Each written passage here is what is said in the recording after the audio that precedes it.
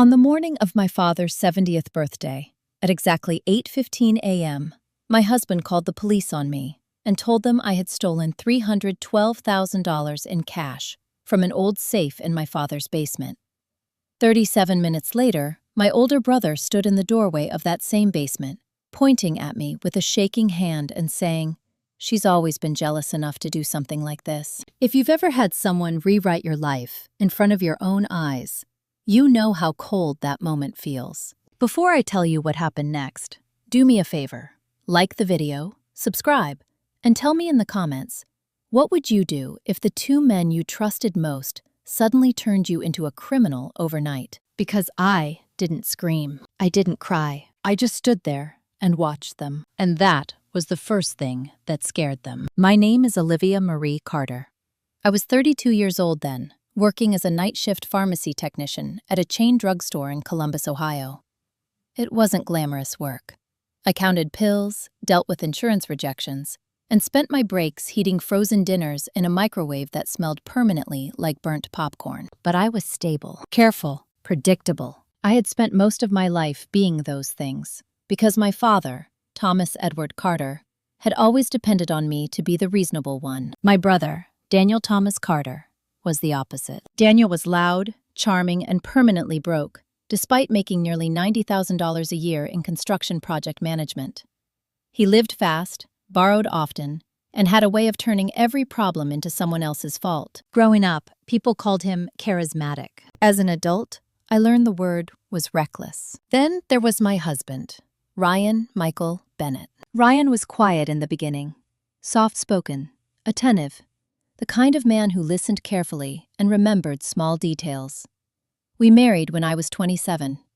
For 5 years, he had been my safest place, or so I believed. The police officer that morning asked me only 3 questions. Did I know about the basement safe? Yes. Did I have access to the house? Yes. Had I recently experienced financial stress? I hesitated, because 2 weeks earlier, I had taken a $6,200 loan to cover my father's medical bills after his insurance denied a procedure. And Ryan knew that.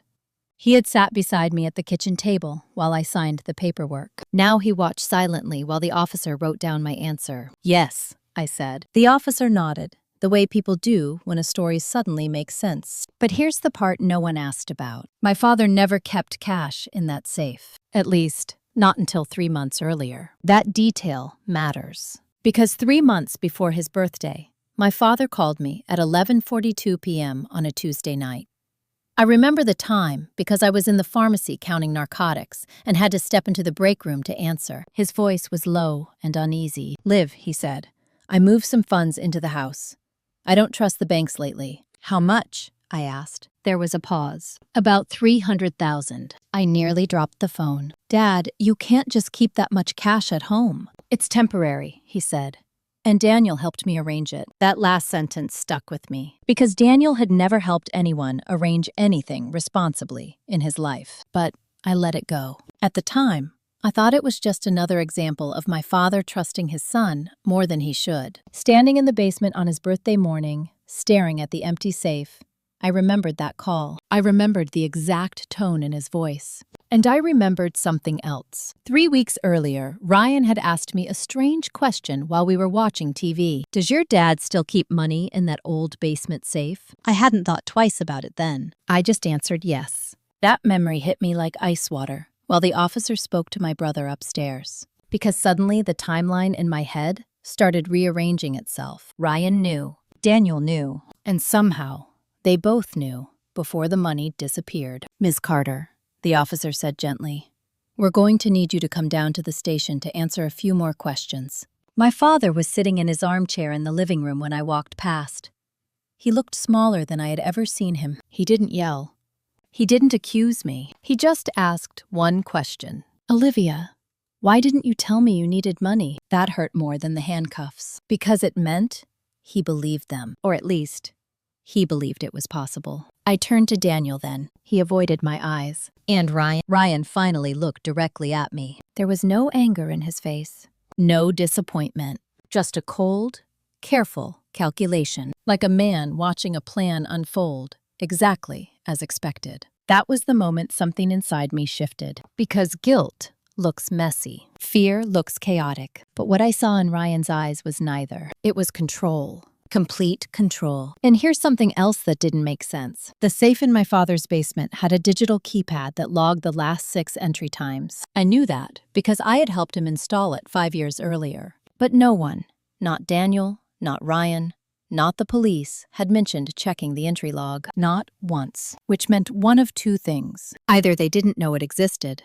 or they knew exactly what it would show. And that's when a single, terrifying thought crossed my mind. What if this wasn't a spontaneous accusation? What if it was planned? Because as the officer led me out of the house, I saw something small but impossible. Daniel was holding a receipt in his hand, a crumpled white slip of paper. And at the top, in bold letters, I recognized the name immediately. First Federal Credit Union, the same bank where my father had withdrawn the cash. The date printed on the receipt was from 2 days earlier, 2 days before the money disappeared. And Daniel quickly folded it and slipped it into his pocket the moment he realized I was looking. That was when I understood one thing with absolute certainty. The money hadn't just been stolen. Someone had moved it very carefully. And whoever did it never expected me to notice that receipt. 2 days after my father's birthday, at 2:07 p.m., I sat inside an interview room at the Columbus Police Department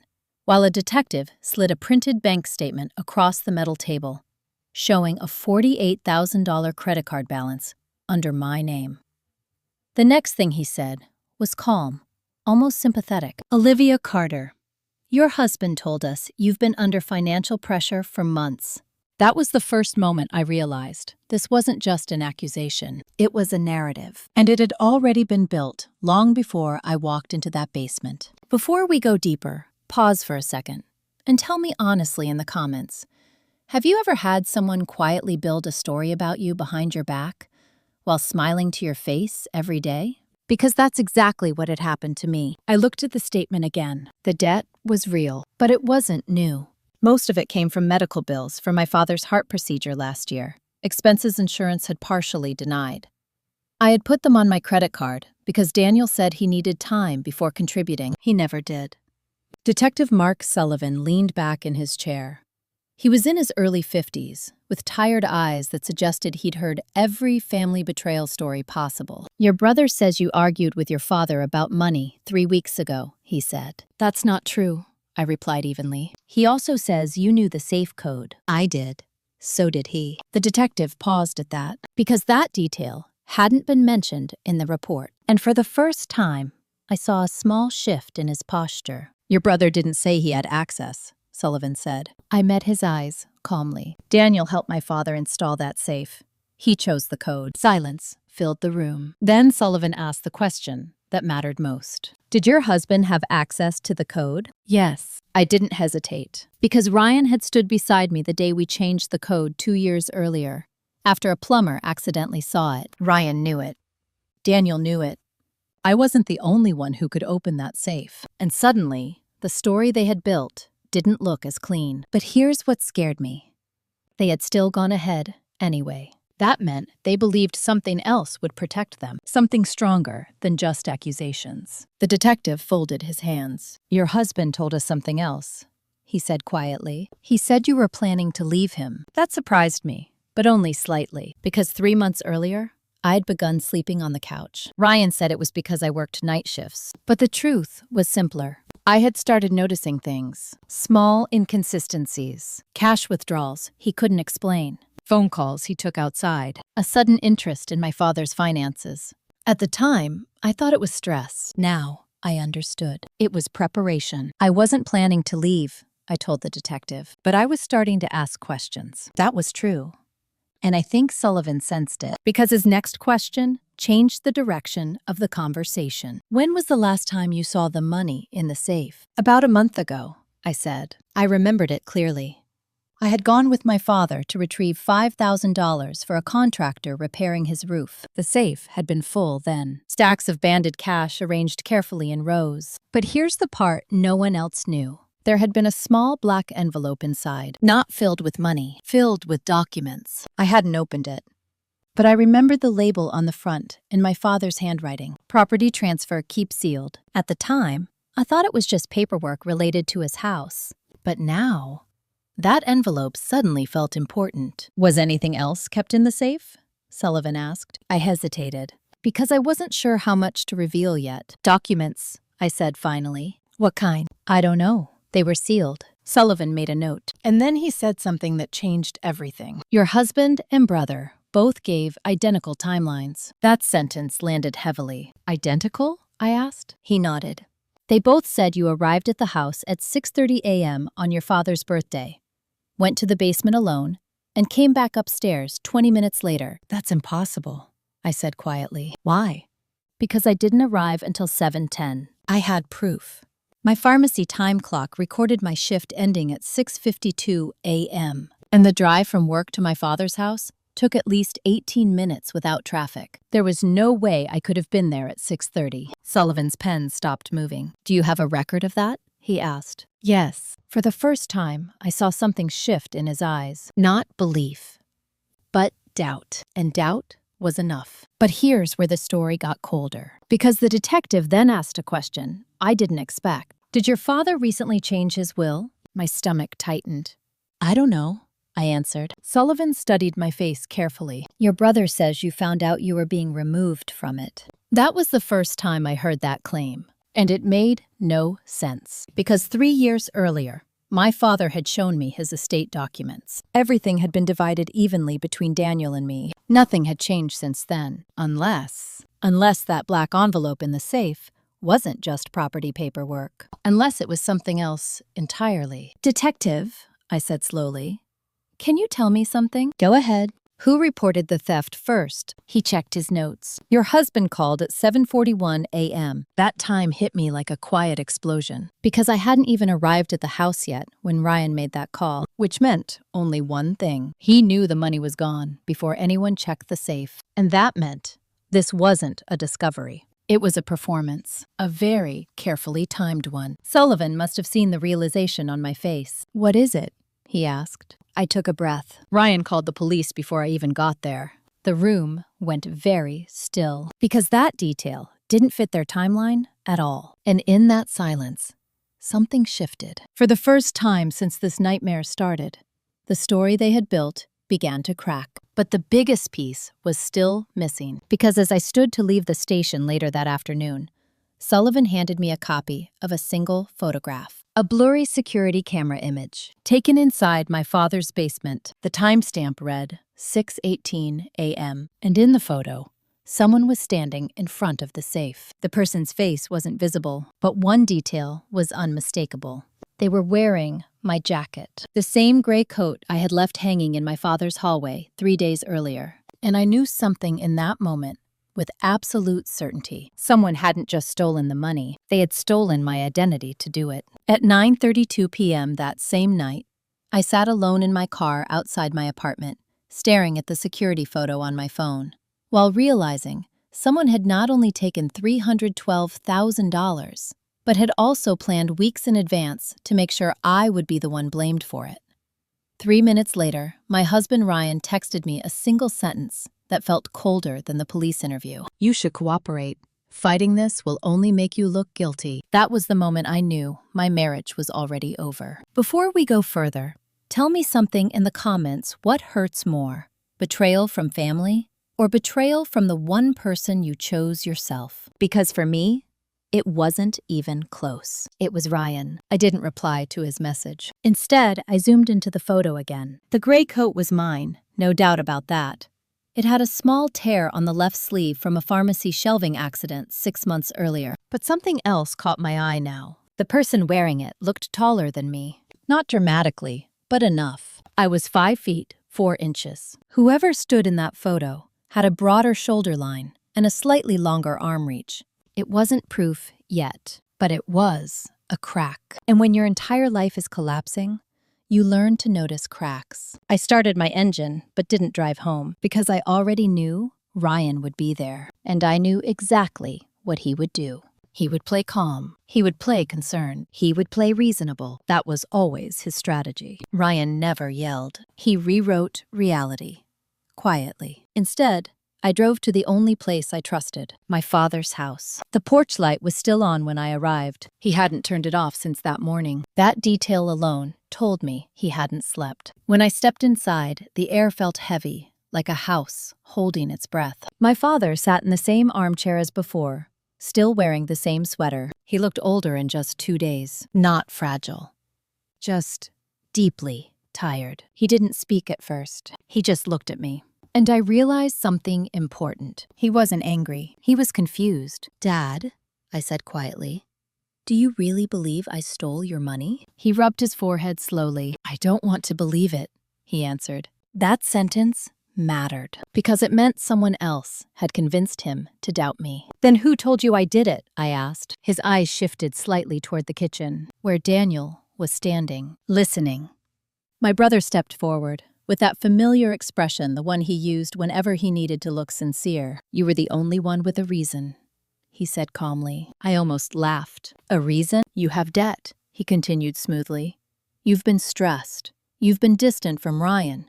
You needed money." He spoke like a man reading a script, because he was. And I suddenly remembered something from childhood. Daniel had always rehearsed lies in advance. Even as a kid, he never made accusations impulsively. He prepared them. That realization made my voice go very quiet. "Then explain something," I said. Daniel crossed his arms. "What? Why did Ryan call the police before anyone even checked the safe?" For the first time, he hesitated. It was small, but I saw it.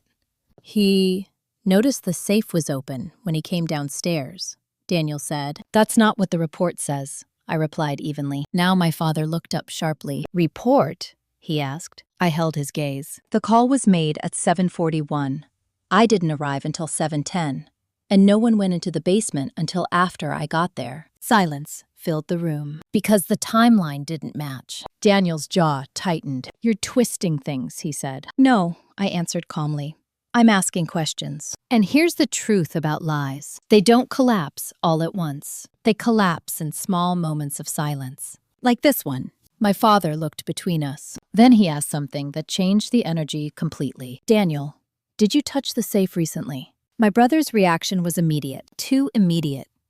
"Of course not," he said, but his voice rose slightly. And I knew that sound. It was his panic signal. I decided to push further. "Dad," I said softly, "did you show anyone the documents in the black envelope?" Both men froze. And that told me everything, because neither of them knew what I was talking about. "What envelope?"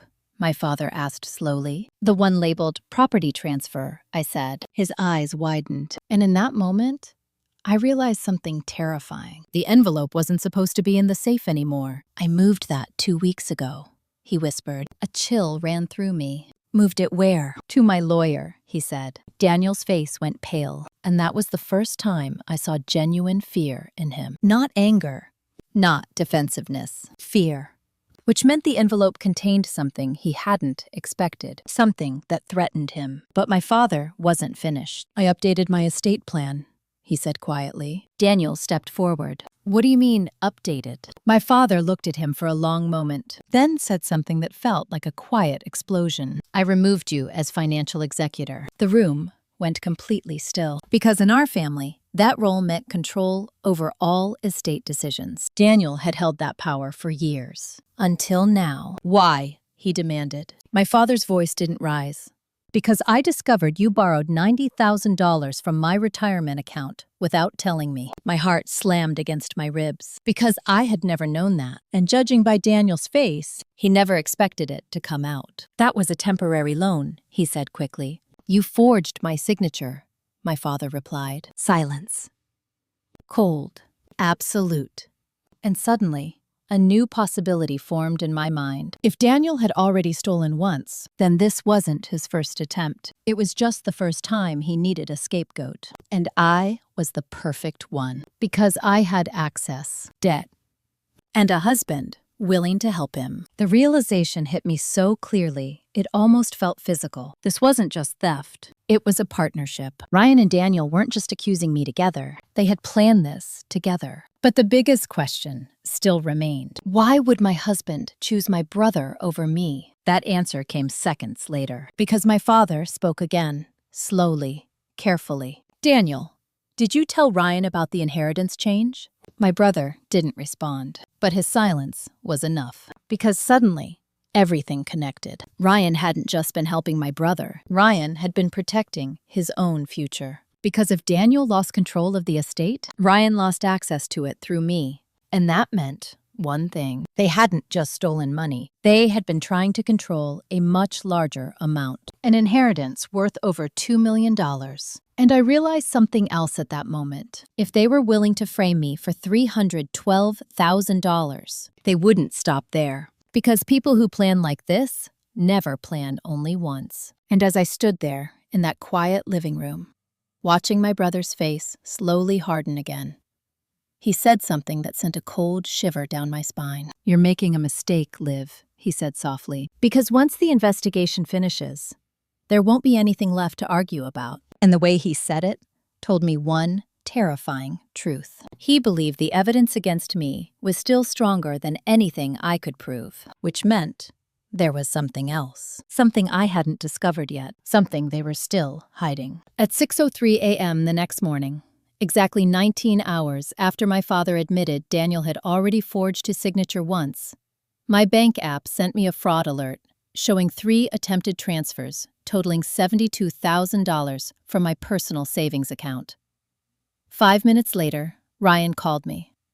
Not to ask if I was okay, but to ask why I was trying to move money while under investigation. That was when I understood the next phase had already started. They weren't just framing me for the past. They were actively building new evidence in real time. Before we go deeper, pause for a second and tell me in the comments, what would you do if someone didn't just lie about you, but kept planting new lies every single day? Because that morning, something inside me shifted again. Fear turned into clarity, and clarity is dangerous, especially to people who rely on confusion. I didn't answer Ryan's call. Instead, I locked my accounts, changed every password, and drove straight to my workplace to pull my official time records. The pharmacy manager, Linda Chavez, had known me for 5 years.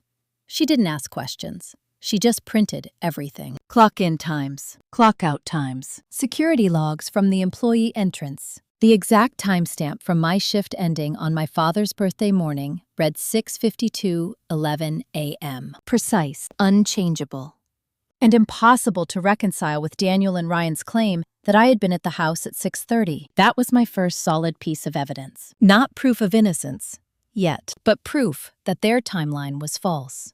I put the documents in a folder and sat in my car for a long time before starting the engine, because I knew something now. This wasn't just about proving I didn't steal the money. It was about understanding how far they were willing to go. And that answer came sooner than I expected. When I finally returned to my apartment around noon, Ryan was waiting inside. He hadn't called to ask if he could come. He had used his key. He sat at the kitchen table with 2 cups of coffee placed neatly in front of him, like we were about to have a normal conversation. He looked calm, prepared, controlled, the same way he had looked in the basement. "Olivia," he said gently, "we need to talk." I didn't sit. I stayed standing. "About what?" I asked. He folded his hands. "About damage control." That phrase landed cold. "Damage control?" I repeated. "Yes," he said smoothly. "If you cooperate now, things can still be resolved quietly." I studied him. "Resolved how?" His voice lowered. "If you admit you took the money, we can negotiate repayment plans. Avoid criminal charges." For a moment, I just stared at him, because he wasn't even pretending anymore. He wasn't asking if I did it. He was instructing me to confess. "You want me to take the fall," I said. His expression didn't change. "I want to protect what's left of your future," he replied calmly. That was when I said the first sentence that would later go viral in my story. "Ryan, you don't protect someone by burying them alive." The silence that followed was heavy, because for the first time, I saw something crack in his composure. Not guilt, not regret, but irritation. Like I had disrupted a plan he expected me to follow. "You're being emotional," he said quietly. "No," I answered. "I'm being observant." And then I placed the printed time records on the table. He looked down. His eyes scanned the timestamps, and for a fraction of a second, his jaw tightened. "You weren't there at 6:30. he said slowly. Correct. He leaned back. Silent. Calculate. That silence told me everything. Because if he truly believed I was guilty, this evidence would have shocked him. Instead, he looked like a man adjusting strategy. You could still have done it later, he said finally. Then why call the police before I even arrived? I asked. That question hung in the air, and for the first time, he didn't answer immediately. He stood instead, walked to the sink, and stared out the window. I was trying to protect your father, he said. The lie sounded almost believable, except for one detail. Ryan never cared about my father. He tolerated him. At best. You're protecting someone, I said quietly, but it's not me. He turned slowly. Be careful, Olivia, he said softly, because right now, you look very isolated. That sentence was not a warning. It was a threat, and I felt it. Because isolation was exactly what they had engineered. Daniel had turned my father against me. Ryan had positioned himself as the reasonable spouse, and the police were watching me as the prime suspect. They had created a perfect triangle, except they had made one mistake. They underestimated my patience, because I had spent years working night shifts in silence, years observing people carefully without reacting. And I knew something about men like Ryan and Daniel. They always believed control meant speed. But real control comes from waiting, from watching, from letting people reveal themselves. So I said nothing more. I just picked up my folder and walked toward the door. Where are you going? He asked.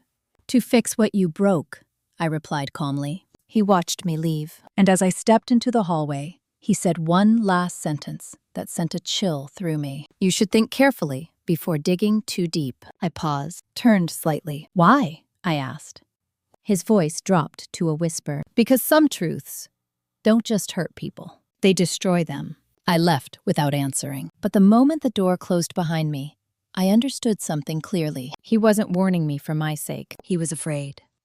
Afraid of what I might uncover. And that fear told me one crucial thing. The missing money wasn't the biggest secret. It was just the first layer. Because as I drove away from the apartment, my phone buzzed with an incoming message from an unknown number. No greeting, no name, just a single photo attached. It showed a deposit slip from First Federal Credit Union, dated 2 days before the theft. Amount deposited, $310,000. Account holder name partially visible at the top. Only one word was clear. Bennett, Ryan's last name.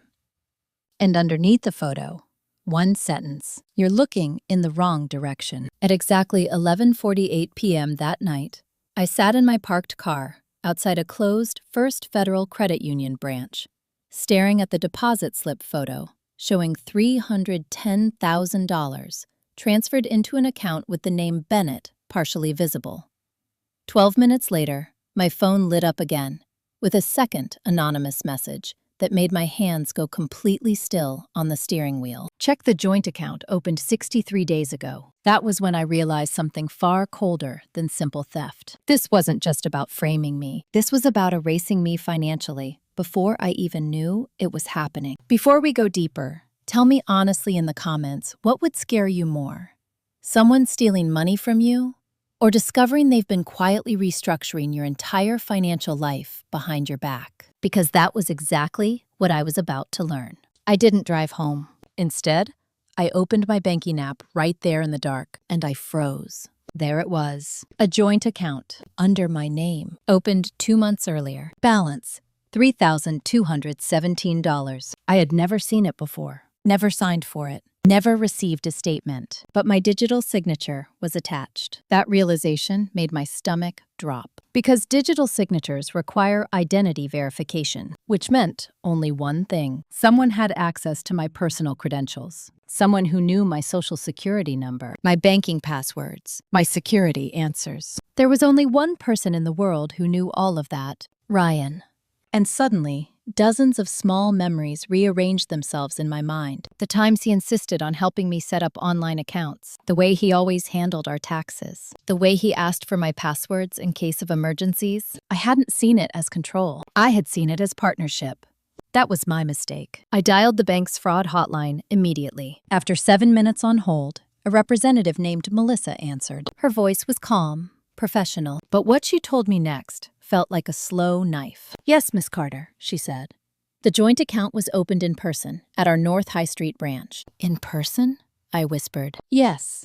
You and Mr. Ryan Bennett both signed the documentation. My chest tightened. I was never there. There was a brief pause. Then Melissa said something that confirmed my worst fear. The security footage shows someone presenting your driver's license. That meant they hadn't just used my information. They had used my identity physically. Can I see the footage? I asked. That would require a formal investigation request, she replied. I closed my eyes briefly. Has any large amount been deposited into that account? There was a longer pause this time. Yes, she said quietly. 2 days ago, a cashier's deposit of $310,000 was made. The exact amount from the photo. And then? I asked. It was transferred out within 2 hours. Transferred where? I can't disclose that without law enforcement authorization. But I already understood. They hadn't kept the money in that account. They had used it as a temporary funnel, a place designed to connect the stolen funds directly to me. So if investigators traced the money, it would lead straight to an account under my name. This wasn't just framing. This was professional-level financial setup,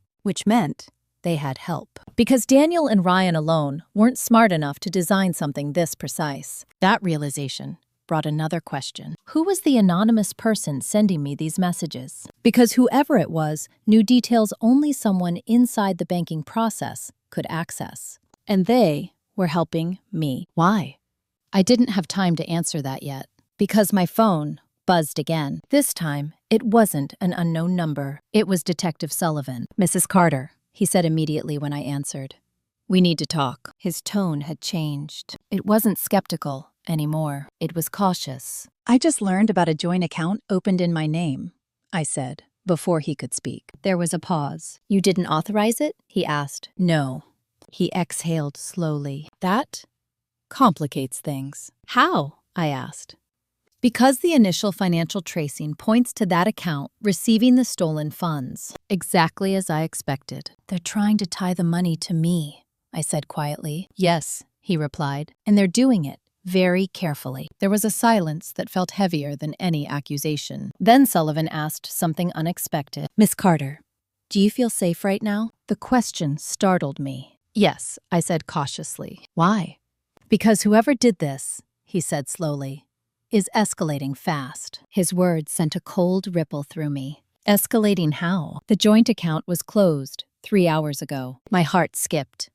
Closed? Yes, he said. And the closure request included a signed statement from you, claiming identity theft. I felt dizzy. I never signed anything. I know, he said quietly. And that means someone is still actively impersonating you. The danger suddenly felt very real. Because this wasn't just about money anymore. It was about identity control. Whoever held that power could ruin my entire life. Credit, employment, legal standing. Everything. And there was only one reason to go this far. They weren't just trying to frame me. They were trying to make sure I had no way to recover, no financial stability, no credibility, no resources to fight back. Because a person without financial footing is easy to destroy legally. That was their real plan. Not just stealing $312,000, but removing me completely from the future. And in that moment, something inside me went completely still, because I understood the scale now. This wasn't family betrayal anymore. This was calculated financial warfare. But Sullivan wasn't finished. Mrs. Carter, he said,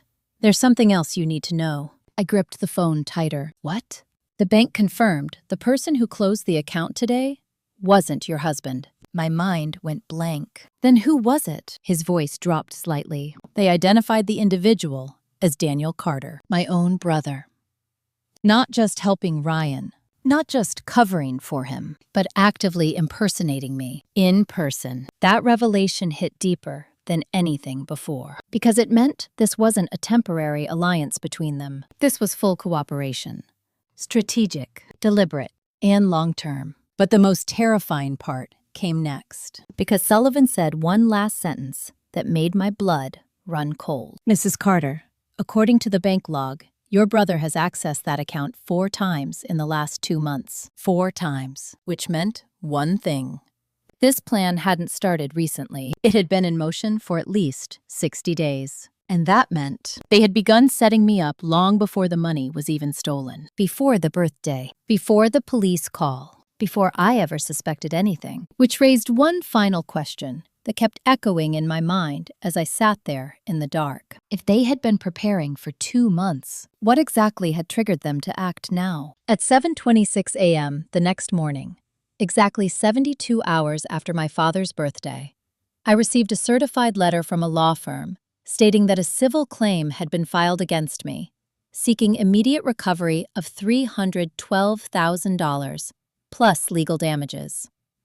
12 minutes later, I opened the final page and saw my husband's signature listed as a supporting witness against me. That was the moment I understood the full scale of what they were trying to do. They weren't just framing me criminally. They were trying to bankrupt me legally before the truth could surface. Before we go further, tell me in the comments, what would you do if someone didn't just betray you emotionally, but built a legal system around you designed to crush you completely? Because that morning, I stopped thinking like a victim and started thinking like a survivor. The letter came from a firm called Harlow & Stein Legal Associates.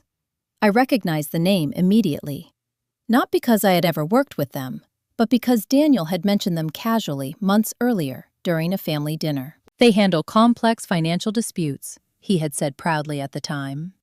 Very aggressive, very expensive. Back then, I assumed he was talking about a work project. Now, I understood. He had been talking about me. The civil filing was structured carefully. It accused me of breach of familial trust, unauthorized access to private property, intentional financial theft, and most damaging of all, fraudulent concealment of stolen assets. That last charge mattered because it implied I had already hidden the money somewhere, which meant even if criminal charges failed, the civil case could still destroy me financially. I read one sentence twice. Defendant demonstrates motive through documented financial distress and strained marital relationship. They were using my own life as evidence against me. My debt, my marriage problems, even my night shift work schedule was framed as unusual behavioral patterns. It was meticulous, cold, strategic, and it told me something very important.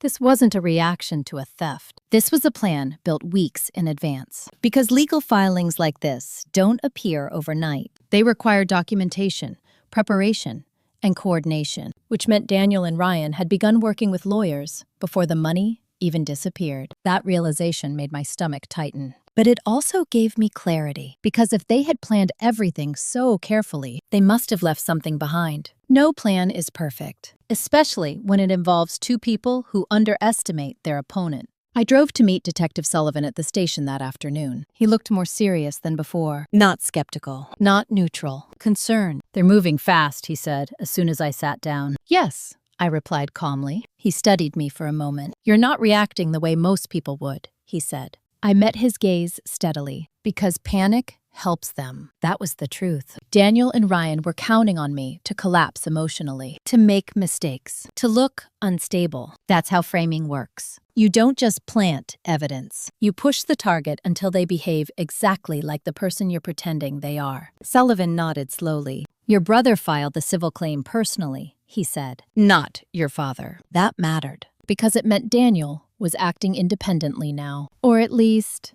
trying to. Does my father know?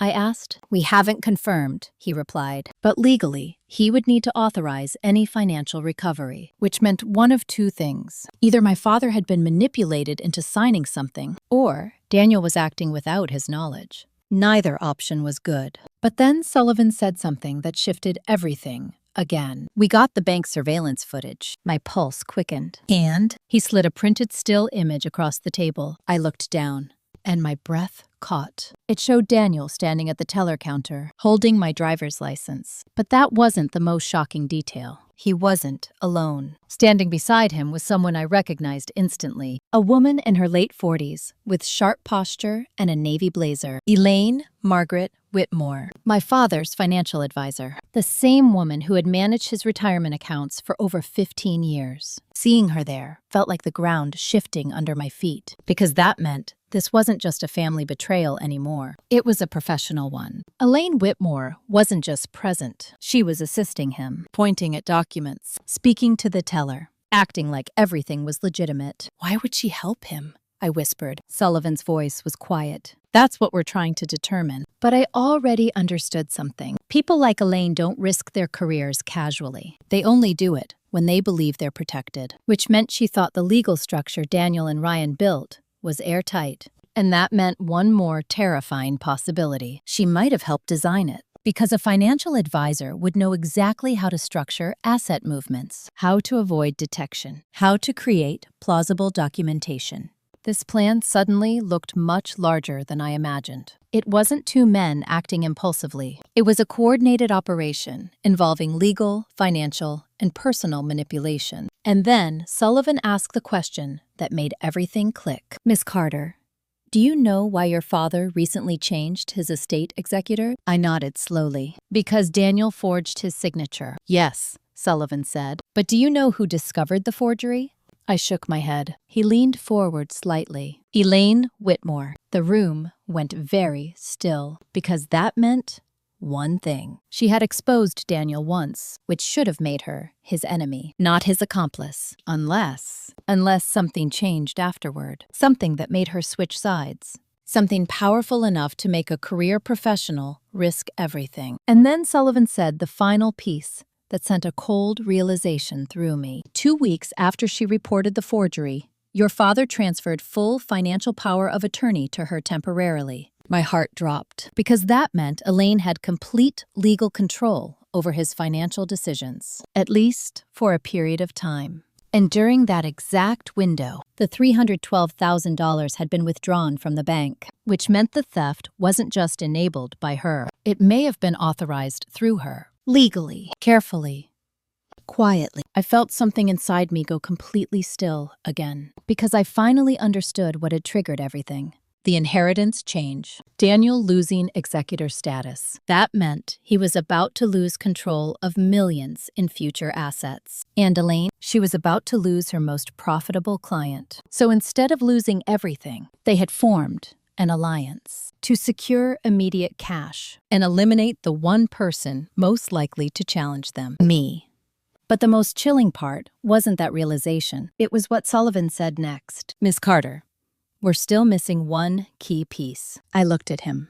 What piece? He held my gaze steadily. We still don't know where the $310,000 was transferred after leaving the joint account. That missing money wasn't just evidence. It was the final link, the proof that would expose everything. And until it was found, their case against me would still stand, which meant one thing. Somewhere out there, hidden behind layers of accounts and legal shields, was the final secret they were all trying to protect. And whoever had it held the power to destroy everyone involved. On the first Sunday of April, at exactly 10:14 a.m., I walked into my father's house carrying a blueberry pie and said absolutely nothing about the lawsuit, the forged accounts, or the missing $310,000. 42 minutes later, my brother laughed at the kitchen table, while my husband refilled my father's coffee like a devoted son-in-law. That was the day I decided to become silent. Not defeated, silent. Before we go further, answer me honestly in the comments. Have you ever realized the strongest move in a fight is to stop fighting out loud? Because that Sunday, I stopped reacting, and they started relaxing. My father had invited all of us for a family reset. That's what he called it in the group text. Let's talk calmly.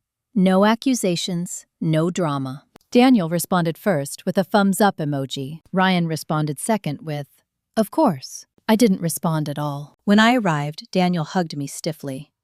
Ryan kissed my cheek like nothing had happened, and I let them. That was the new strategy. No confrontation. No corrections. No visible resistance. Because I had learned something over the past week. Men who plan like this don't expect patience. They expect explosion. They expect tears, rage, desperation. They expect you to reveal your hand. I wasn't going to. We sat at the dining table like we had 100 times before. My father cleared his throat. I don't want this family torn apart, he said quietly. Daniel nodded solemnly. Ryan placed a gentle hand on my back. I didn't move. I agree, Daniel said. But we need accountability. Accountability. That word almost made me smile. Because the only people afraid of accountability were sitting across from me. Olivia, my father continued gently, if there's something you need to tell me. He left the sentence unfinished. An opening. An invitation to confess. I took a sip of water and said nothing. The silence stretched longer than anyone expected. It made Daniel shift in his chair. It made Ryan's fingers tighten slightly against my shoulder. Liv, my father prompted. I placed the glass down carefully. There's nothing to tell, I said evenly. No defensiveness. No explanation. Just a flat statement. Daniel leaned forward. You know the evidence looks bad, he said. I met his eyes. I know, it looks designed. That was the only sentence I allowed myself. And it was enough. Because Daniel's jaw tightened slightly. Ryan withdrew his hand from my back. Small movements, but telling ones. Then Daniel tried something new. Dad's under stress, he said, voice lowering. His blood pressure spiked yesterday. That was manipulation. Shift the focus. Make me the emotional threat. Stress doesn't come from questions, I replied calmly. It comes from lies. That sentence landed hard. My father looked between us again. Uncertain, tired. And I saw something that hurt more than anger. He was afraid of choosing the wrong child. So he chose neutrality, which, in situations like this, protects the aggressor. But that was fine, because I wasn't there to win him over that day. I was there to observe, and I did. Daniel checked his phone 3 times in 10 minutes. Ryan avoided eye contact whenever finances were mentioned. And when my father brought up the bank meeting, scheduled for Tuesday, both of them stiffened almost imperceptibly. That was the moment I understood something critical. They were worried about that meeting. Elaine will be there, my father said. Daniel forced a smile. Good, he replied. Too quickly. Ryan's voice followed. Transparency is important, but neither of them looked comfortable. That told me something had shifted behind the scenes. Because if Elaine Whitmore had been part of their strategy, why would they fear a meeting with her present? Unless she wasn't fully under their control anymore. That possibility stayed quiet in my mind while we finished lunch.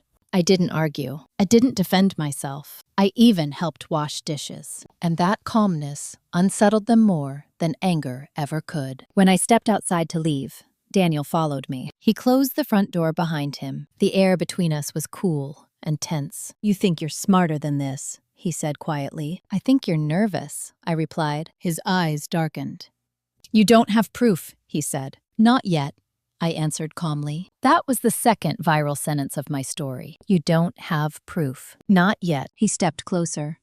You're playing a dangerous game. I didn't step back. I didn't start it. For a moment, I saw something flicker in his expression. Doubt. Not about the plan, but about me. Because he expected me to crumble by now. Instead, I was steady, controlled, watching. And that unsettled him more than anything. You should take the settlement, he said quietly. There it was, the pressure point. What settlement? I asked. He froze, just slightly, then recovered. You'll hear about it soon. And that was when I knew something new was coming. Something they believed would force me to surrender. But I also knew something they didn't. Because while I had been silent publicly, privately, I had started digging. And 2 nights earlier, I had met someone. The anonymous number that sent me the deposit slip. The person who told me about the joint account. We met in a grocery store parking lot at 8:46 p.m. She was younger than I expected. Late 20s. Nervous.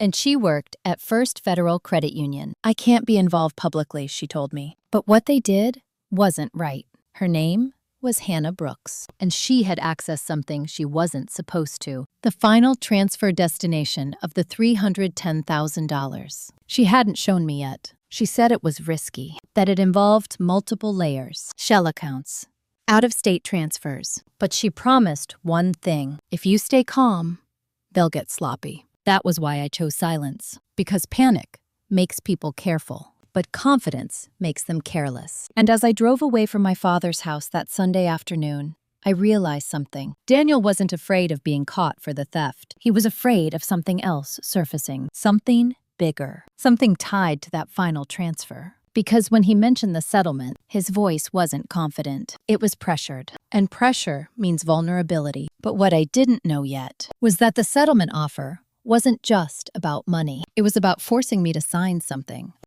that would permanently block access to a financial audit. And once I saw what they wanted me to sign, I finally understood why they were so desperate to silence me before Tuesday's meeting. On Tuesday morning, at exactly 9:02 a.m., I sat inside a conference room at Harlow & Stein Legal Associates while a leather folder was slid across the table, containing a settlement agreement demanding I repay $312,000 within 18 months and waive my right to any future financial investigation into my father's accounts.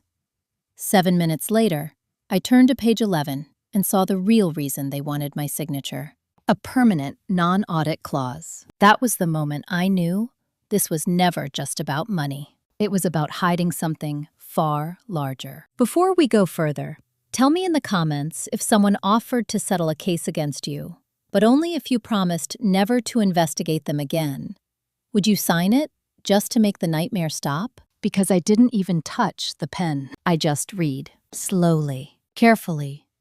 The lawyer across from me, a tall man named Gregory Stein, spoke in a voice so calm it almost sounded rehearsed. "This is a generous opportunity, Miss Carter," he said.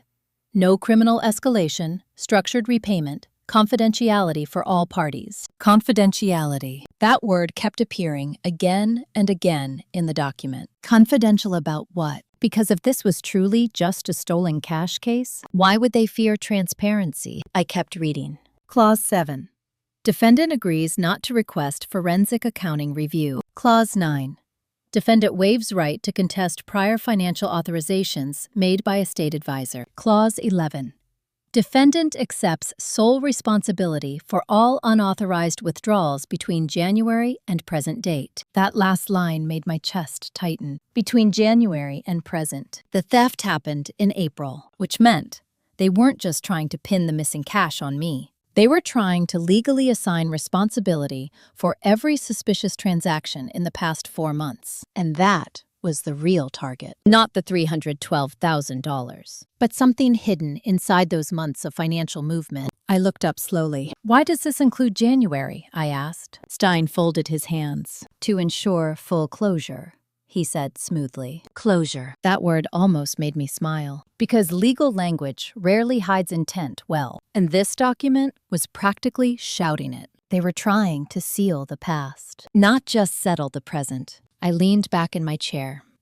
"And if I don't sign?" Stein didn't hesitate. "Then the civil case proceeds, and criminal referral remains possible." There it was. The pressure. Calculated. Predictable. But here's the truth about pressure. It only works when the target believes they're alone. And I wasn't alone anymore. Because while Stein spoke, I noticed something else. A small blue logo printed on the bottom of the page. Whitmore Financial Advisory, Elaine's firm. That meant she helped draft this settlement structure, which confirmed something critical. She wasn't just involved in the financial movements. She was actively trying to block anyone from auditing them. That told me one thing.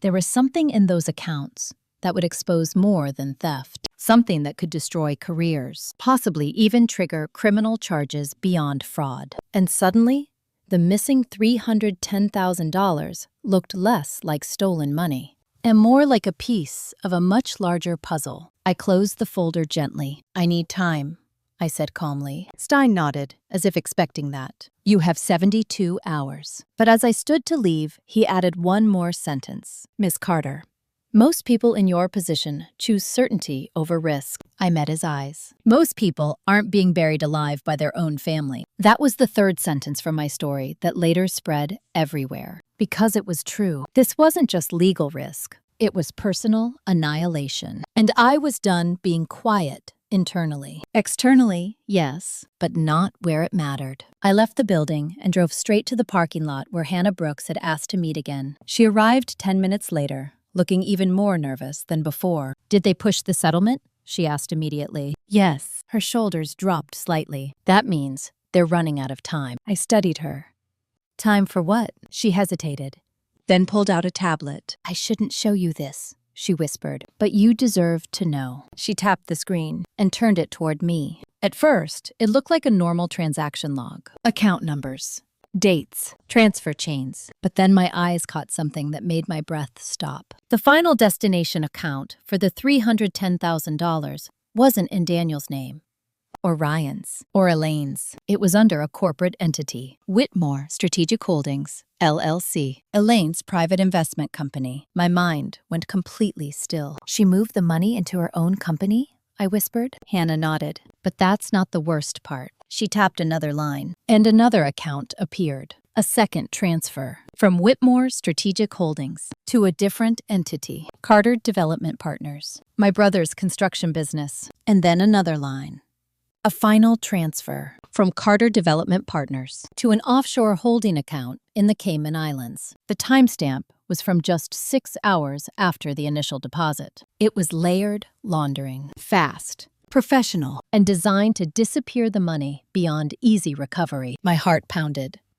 This is criminal conspiracy, I said quietly. Yes, Hannah replied. And it gets worse. She zoomed in on one more detail. Authorization codes. Each transfer required 2 digital approvals. The first approval name read, Elaine Whitmore. The second approval name read, Ryan Bennett. My stomach dropped, because that meant something I hadn't fully accepted until now. Ryan wasn't just helping Daniel. He wasn't just covering. He was directly involved in moving the stolen money, legally authorizing transfers, which meant his role was not emotional betrayal. It was operational. He was part of the financial execution, and suddenly, every question about why he chose Daniel over me vanished. Because this wasn't loyalty. It was partnership, a business alliance. And I realized something terrifying. Ryan hadn't married me just for love. He had married into access. Access to my father.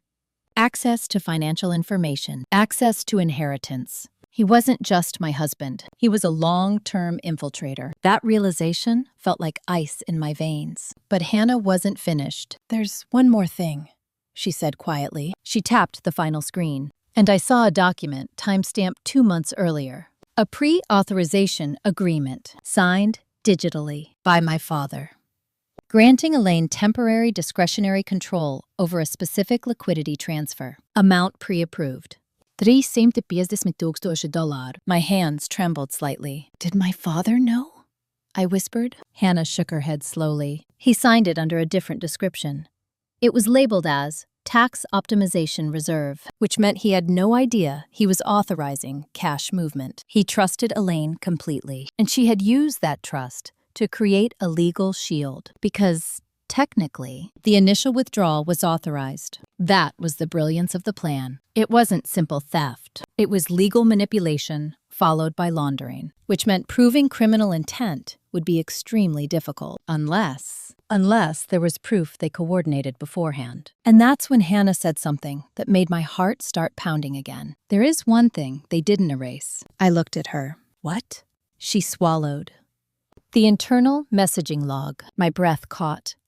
Between who? Her voice dropped to almost a whisper. Between Elaine, Ryan, and your brother. A full record of their communication, planning, timing, strategy, everything. And that meant one thing. Somewhere inside the bank's internal system was the proof that this entire operation had been planned weeks in advance. Proof strong enough to collapse everything. But Hannah's expression turned serious. There's a problem, she said. What problem? She looked around nervously. The system automatically deletes internal logs after 10 days. My heart slammed.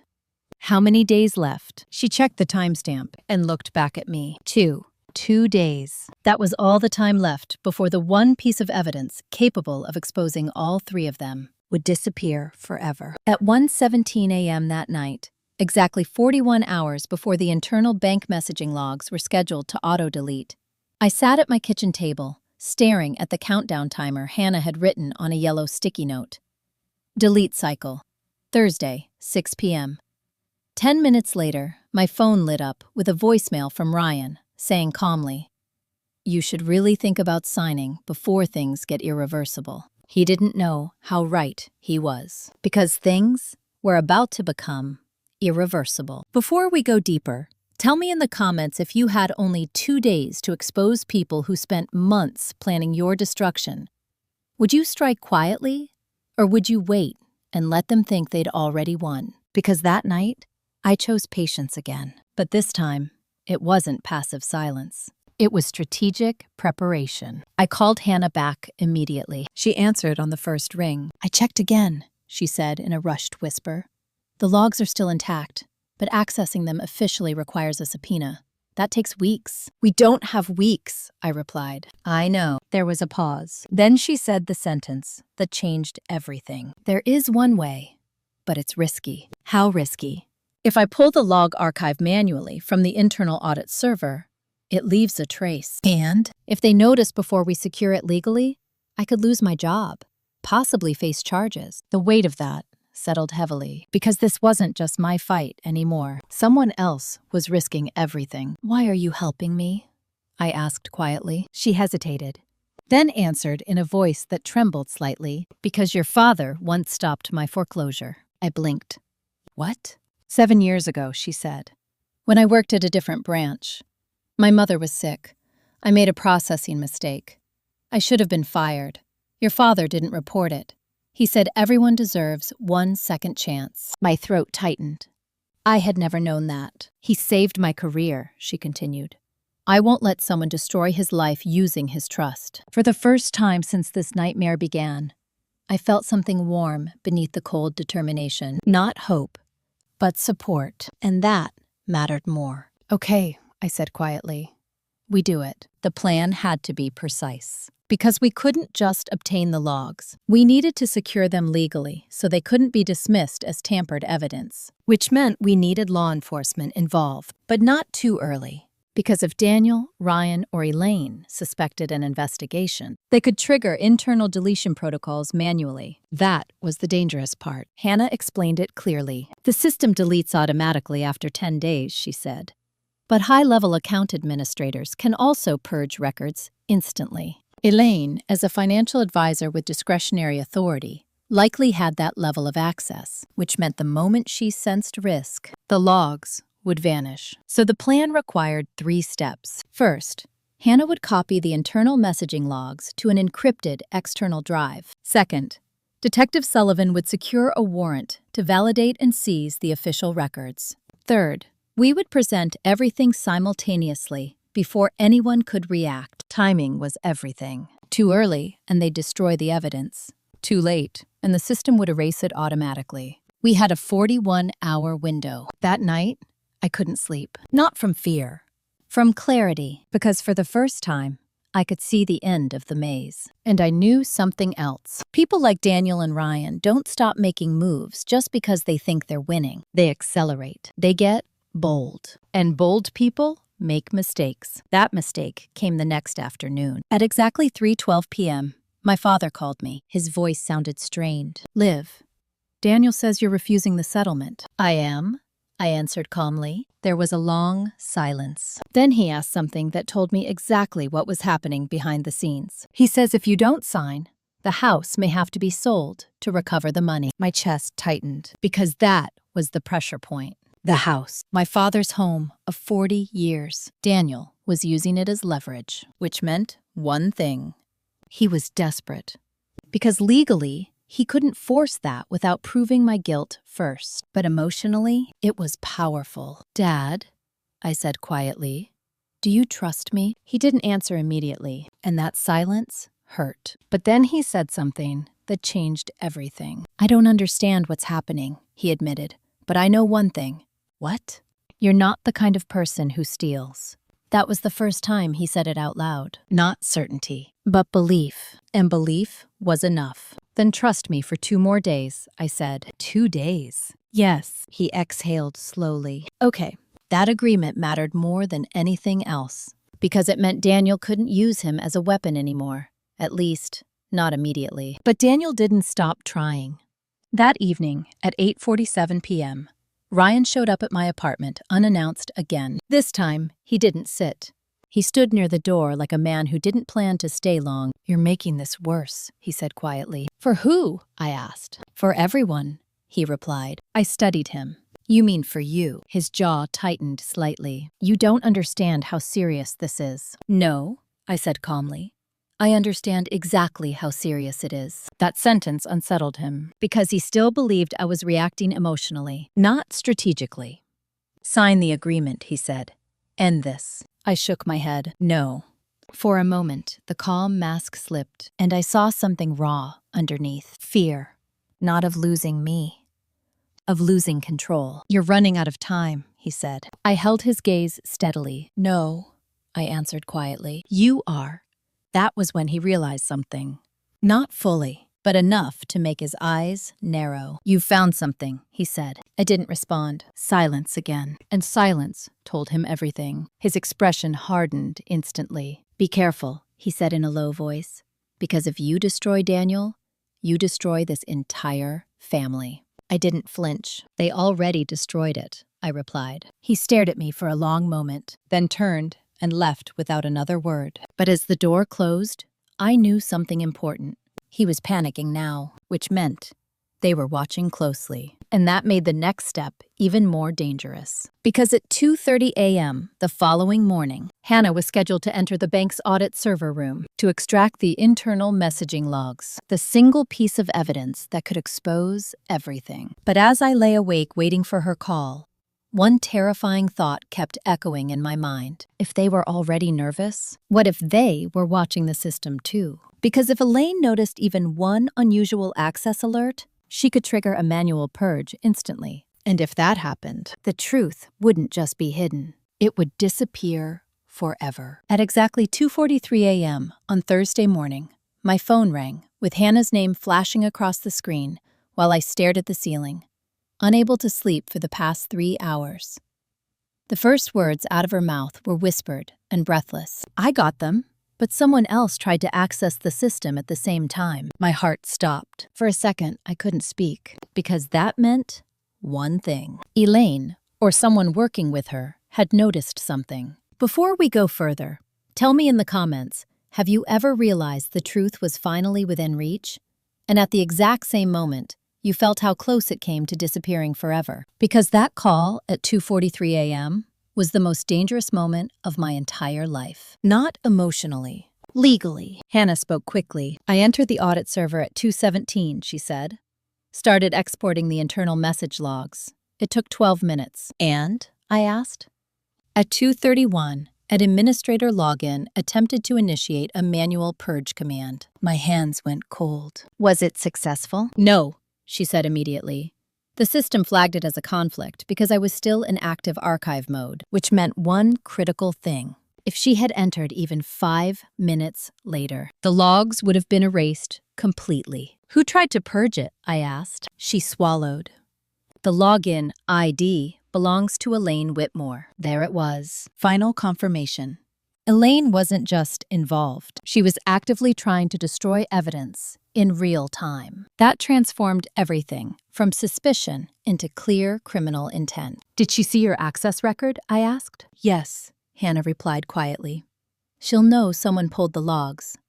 A heavy silence followed, because now the timeline had shifted dramatically. This was no longer just about gathering evidence. It was about securing it before they retaliated. "Where are you?" I asked. "In my car," she whispered.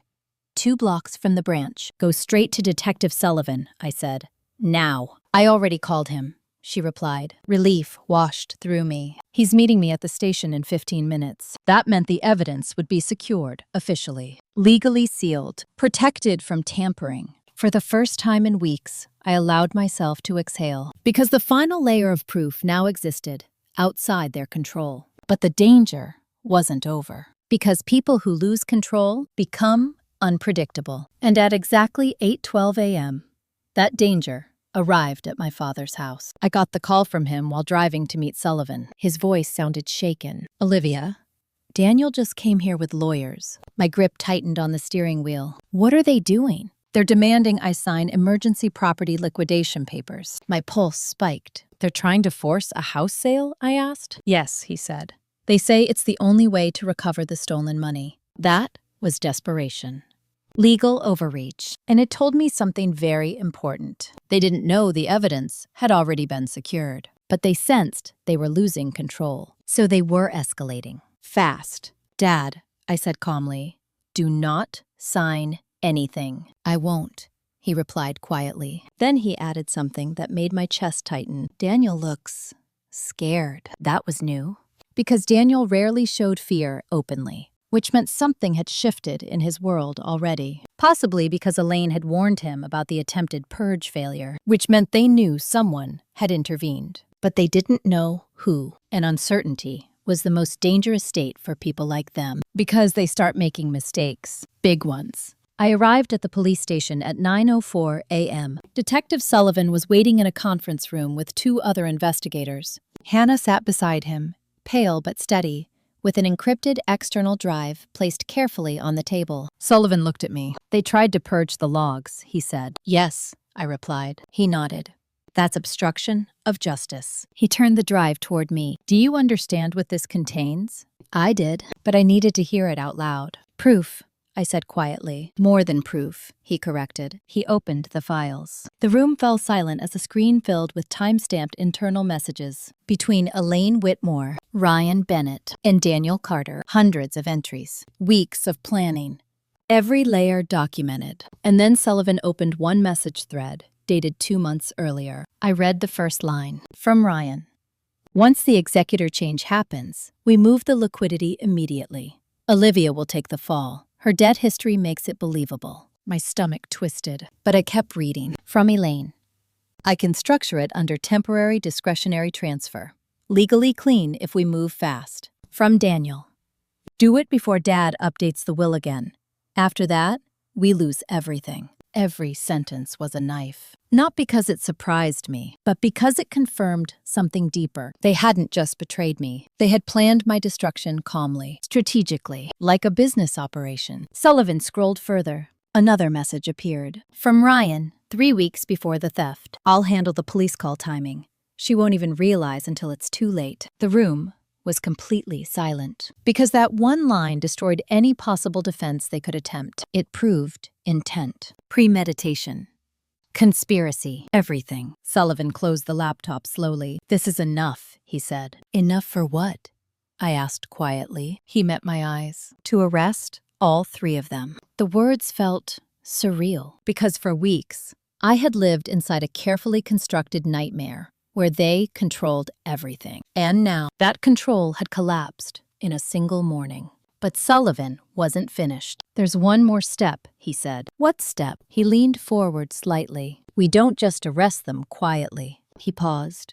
"We let them expose themselves publicly first." I understood immediately, because there was one event already scheduled. The estate review meeting that afternoon at 3 p.m. with my father, Elaine, Daniel, Ryan, and legal representatives present. A perfect setting. Public, formal, documented. If they were confronted there, their reactions would be recorded. Their denial, their blame shifting, their collapse, all visible. And that mattered, because people like them survive through quiet manipulation. But they fall when exposed openly. Sullivan's voice was calm. "Will you attend the meeting?" I didn't hesitate. Yes, because this wasn't just about legal victory. It was about truth, about reclaiming my identity, about ending their control completely. But as I left the station, preparing to face them in a few hours, one final message appeared on my phone, from Ryan, sent just minutes earlier. "You've gone too far. If this blows up publicly, your father will never recover from the stress." I stared at the words for a long moment, because it was his last attempt at control. Emotional blackmail, using the one person he knew I still cared about most. And that was when I realized something with perfect clarity. He still believed I would choose silence to protect the family. But this was no longer about protecting a family. It was about protecting the truth. And at 3 p.m. that afternoon, for the first time since this began, they were about to lose control of the story completely. At exactly 3:04 p.m., inside the mahogany-paneled conference room of Whitmore Financial Advisory, my brother leaned back in his chair and said, "Once Olivia signs today, we can finally stabilize Dad's estate. 4 seats down from him, my husband nodded, as if the future was already secured. 3 minutes later, Detective Mark Sullivan walked through the door with a warrant, and everything shattered. Before I tell you how it unfolded, answer this in the comments. Have you ever watched someone so confident in their lie that they don't even recognize the moment it starts collapsing? Because that's exactly what happened at 3:07 p.m. The room was arranged like a performance. My father sat at the head of the table, pale but composed. Elaine Whitmore sat to his right, her posture sharp and immaculate. Daniel sat beside her, hands folded, playing the role of concerned son. Ryan sat across from me, jaw tight, watching carefully. Gregory Stein had a leather folder open in front of him, the same settlement agreement. They expected surrender. Instead, they got exposure. Elaine began first. "Mr. Carter," she said gently, "today we'll finalize steps to recover the missing liquidity and protect your remaining assets." Protect. That word again. Daniel added, "It's unfortunate it came to this." Ryan looked at me. "Olivia just needs to accept responsibility." His tone was calm, measured, like this was already over. I didn't respond. I simply placed my phone face down on the table, recording. Because silence makes people talk. And Daniel couldn't resist. "Dad," he said, leaning forward, "you trusted her. We all did. But the evidence is clear." That was when the door opened. Not dramatically, just firmly. Detective Sullivan entered with 2 uniformed officers. Every head turned at once. Elaine's composure flickered, but only slightly. Daniel frowned. Ryan's body went completely still. "Good afternoon," Sullivan said evenly. He placed a document on the table. "Ms. Whitmore, Mr. Bennett, Mr. Carter, you are being formally served with a warrant for financial conspiracy, fraud, obstruction of justice, and attempted evidence tampering." The air left the room. Silence fell so hard, it felt physical. Daniel was the first to speak. "This is insane," he said sharply. "This is about Olivia trying to deflect." There it was. Stage 1. Denial. Elaine stood slowly. "There must be a misunderstanding," she said coolly. "My transfers were authorized." Sullivan didn't argue. He opened a folder. "Internal bank messaging logs recovered this morning show premeditated coordination between all 3 of you." Ryan's eyes shifted to me. Not fear yet. Calculation. "How did you?" he started, then stopped himself. Too late. That half sentence said everything. Sullivan continued. "Specifically, a message dated February 12th from Mr. Bennett states, 'Once the executor change happens, we move the liquidity immediately.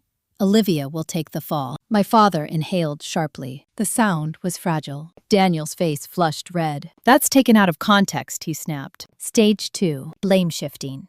Ryan stood. "You can't just trust stolen internal logs," he said. Sullivan met his gaze calmly. "They were secured under warrant this morning." That ended that argument. Instantly. Elaine's posture stiffened. "You have no proof the transfers were illegal," she said. Sullivan didn't hesitate. "We also have an attempted purge command from your administrator ID at 2:31 a.m. That was the moment her composure cracked. Just slightly, but enough. Stage 3 was beginning. Victim positioning. "This is reputational sabotage," she said coldly. "You're destroying a 20-year career." Daniel turned to my father. "Dad, you know me. You know I'd never steal from you." My father's voice trembled slightly. "Then why is your name on those messages?" Daniel froze. He looked at Ryan. Ryan looked at Elaine. And that split-second exchange said more than any confession could. Because in that glance, they were searching for who would take the fall first. Ryan spoke. "It was an investment strategy," he said quickly. "Temporary liquidity management." I almost laughed. "Because that was the most desperate pivot yet," Sullivan replied calmly. "Then why route the funds through a shell LLC and into an offshore holding account in the Cayman Islands?" Silence. Heavy, irreversible. Daniel's voice rose. "This is Olivia's fault," he said, pointing at me. "She turned this into a witch hunt." That was the moment I finally spoke. Only one sentence. "You plan to erase me." The room went quiet again, because that was the truth. Not just frame me. Erase me financially, legally, emotionally. Ryan stepped toward me. "You didn't have to do this publicly," he hissed. I held his gaze steadily. "You did." That was it. No screaming, no breakdown, just clarity. My father looked at all three of them slowly. Then he said something I will never forget. "You weren't protecting me," he said quietly. "You were protecting yourselves." Daniel's face collapsed first. Not dramatically, just realization. The plan was over. Elaine closed her eyes briefly. Calculation gone. Career gone. Ryan's shoulders dropped. Not remorse. Defeat. Officers stepped forward. Cuffs clicked. One by one, the sound echoed in the quiet room. As they were let out, Daniel turned once more. "You think you've won?" he said bitterly. I didn't react, because winning wasn't what this felt like. It felt like truth surfacing. And truth doesn't shout. It stands. But as Ryan passed me, he leaned slightly closer and whispered something that sent a final chill through me. "This isn't everything." Then he walked away. Those three words lingered long after the room emptied. Because even as the arrest unfolded perfectly, even as the evidence was airtight, even as the public exposure had shattered their control, Ryan's tone hadn't been threatening. It had been certain. And that certainty meant one unsettling possibility. There was still something I hadn't uncovered yet. Something beyond the $312,000. Beyond the inheritance. Beyond the shell accounts. And if that was true, then this story wasn't finished. Not quite yet. On a quiet October morning, exactly 6 months after the arrests, I sat on a wooden bench overlooking Hoover Reservoir in Columbus with a cup of black coffee that had gone cold 15 minutes earlier. In my lap rested a single envelope containing the final court judgment. Full dismissal of all claims against me. Restitution orders totaling $327,418 and permanent financial control restored to my father. It was over. Completely. Before I tell you what came after, tell me in the comments when someone destroys your life piece by piece and you finally get justice. Does it feel like victory? Or does it just feel like silence? Because for me, it felt like quiet. Not triumph, not revenge. Just quiet. The criminal case moved faster than anyone expected. The internal messages were devastatingly clear. Premeditation, coordination, intent. All three pleaded not guilty at first. That lasted exactly 3 weeks. Then the plea negotiations began. Elaine Whitmore was the first to fold. Her attorney presented it as cooperation in exchange for reduced sentencing. But the truth was simpler. Her career was already over. Her financial licenses revoked, her firm dissolved, and when prosecutors showed her the obstruction charge from the attempted purge, she understood she had no leverage left. She testified fully, every detail. How Daniel approached her after losing executor status. How Ryan provided inside knowledge about my father's finances. How they structured the liquidity transfer to appear authorized. How they planned the framing timeline. Her testimony dismantled everything. Daniel held out longer. He tried to shift blame to Elaine, then to Ryan. But the messages destroyed that defense because they showed him pushing repeatedly for speed, for urgency, for removing me from the inheritance path. In the end, he accepted a plea deal for financial conspiracy and fraud. Ryan was the last. And the coldest. He never apologized. Not once. Not in court. Not in private. When the judge asked if he had anything to say during sentencing, he spoke calmly. I made strategic decisions to protect my future. That sentence went viral because it exposed the truth more clearly than anything else. He didn't see it as betrayal. He saw it as calculation. And in that moment, I finally understood something that brought me unexpected peace. Ryan had never loved me, not even at the beginning. He had studied me. He had positioned himself. He had married access. And that realization freed me more than any court ruling ever could. The sentences were final. Elaine received 4 years. Daniel received 6. Ryan received 8. None of them looked at me when they were taken away, except once. As Ryan passed, he gave me a brief, unreadable glance. No anger, no regret, just emptiness. And that was the last time I ever saw him. The civil case ended soon after. All claims against me dismissed completely. The court ordered full restitution of the stolen funds through asset seizures. Daniel's construction business, Elaine's remaining investments, Ryan's retirement accounts. Every dollar traced, every dollar recovered. My father never asked me to forgive them. He never asked me to move on. Instead,